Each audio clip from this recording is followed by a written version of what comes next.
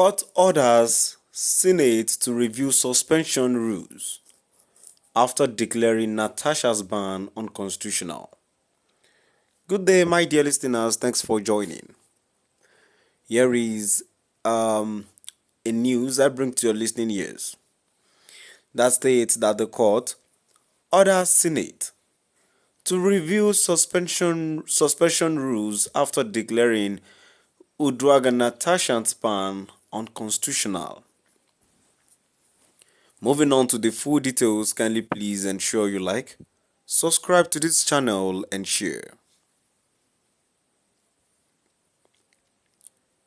The Federal High Court in Abuja has directed the Nigerian Senate to review its suspension procedures following a ruling that declared the 6-month suspension of Senator Natasha Akpoti-Uduaghan unlawful and unconstitutional.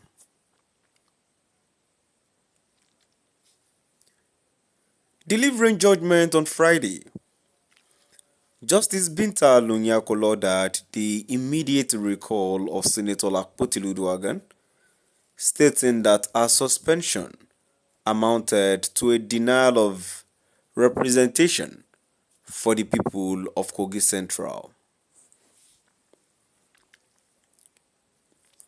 The judge described the suspension as unduly excessive and criticized the Senate disciplinary process, advising a comprehensive review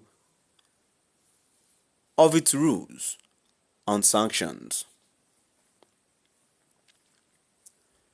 The senator had sued the clerk of the National Assembly, the Senate President Godswill Akpabio, and Senator Nedali Maswen, chairman of the Senate Committee on Ethics, Privileges and Public Petitions. The court ruled that the suspension violated Section 14(2) of the Legislative House's Powers and Privileges Act, which affirms that constituents must not be denied representation. Justice Unyako emphasized that legislative suspensions must not override constitutional guarantees or be used as a means to silence dissenting voices.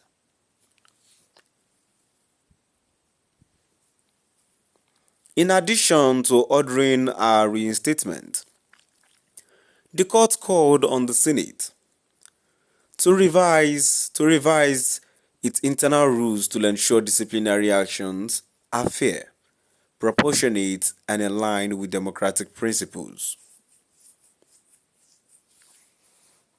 Senator Akpoti-Uduaghan was suspended by the Nigerian Senate in March during a closed-door session following a public accusation of sexual harassment against Senate President Godswill Akpabio, a claim that sparked outrage within the legislature.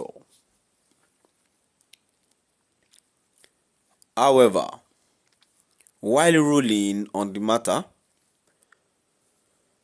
Justice Unyako of the Federal High Court in Abuja also found the senator guilty of contempt of court. The charge stemmed from a satirical apology she posted on her Facebook page on April 27, 2025, which the court held violated an earlier order prohibiting parties in the case from making public statements.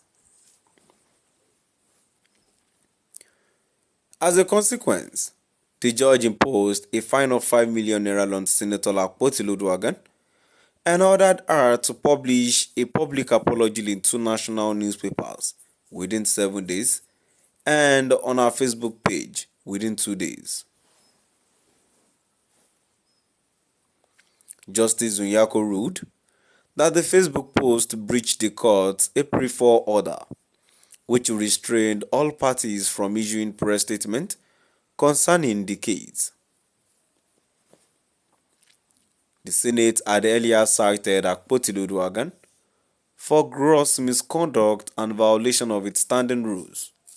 Specifically, she was accused of refusing to occupy a new seat assigned to her during plenary on February 28, 2025, an action the chamber viewed as insubordination.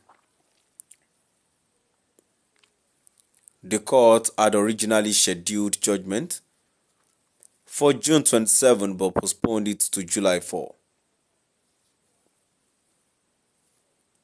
This ruling is separate from the ongoing cybercrime case involving Senator Akpoti Uduaghan, in which she has been granted bail. Senate President Akpabio filed a contempt application as part of the senator's broader legal challenge to her suspension.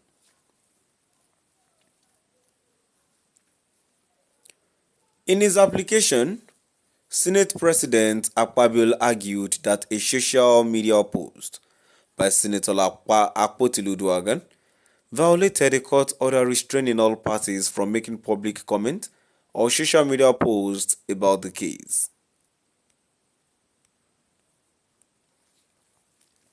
In response, Akpoti Uduaghan's lawyer claimed the post was unrelated to the suspension proceedings and instead referred to separate sexual harassment allegations against Akpabio.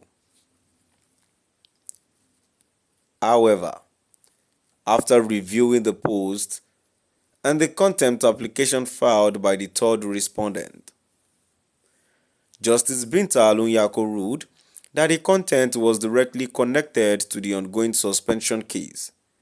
She therefore found the senator guilty of contempt. My dear listeners, now we've come to the end of our today's news, and now before I go, in addition to the news that I've read, we know that the rulings would definitely favor the Senate President Akpabio himself, because in a normal settings, anytime you have issues with the federal government and it has to do with court-related matters, it will definitely favor the federal people. So on this note, I would say the judgment favored Senator Akpabio.